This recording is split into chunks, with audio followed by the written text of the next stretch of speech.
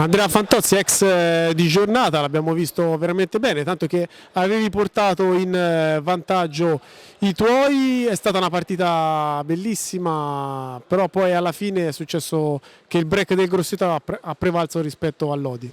Sì, buonasera a tutti. Niente, abbiamo perso con una grande squadra, una squadra che come stasera se gli lasci 3 minuti, 4 di blackout ti punisce ogni contropiede praticamente e abbiamo sbagliato la partita in questo punto di vista.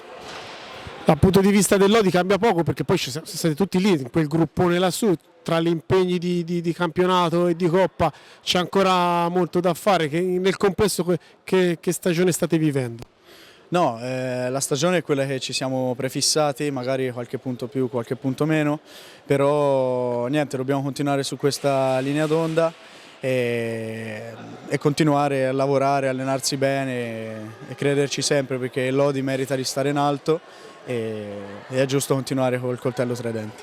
Ti chiedo anche un parere sulla tua di stagione che mi sembra stia andando bene, noi ti abbiamo conosciuto a Grosseto un po' di stagioni fa e quindi stai mantenendo le aspettative e stasera veramente hai dato del filo da torcere alla tua ex squadra.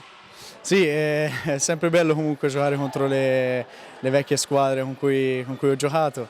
Sì, no, io mi sento bene, mi sento più completo come giocatore, magari prima ero più votato all'attacco, già lo stesso anno scorso, quest'anno ho fatto meno gol, più assist e mi sento molto migliorato anche grazie all'allenatore e alla squadra e spero di continuare così e magari rimettere qualche pallina di più in porta. Allora noi te l'auguriamo, comunque in bocca al lupo per il futuro. Anche a voi, grazie mille.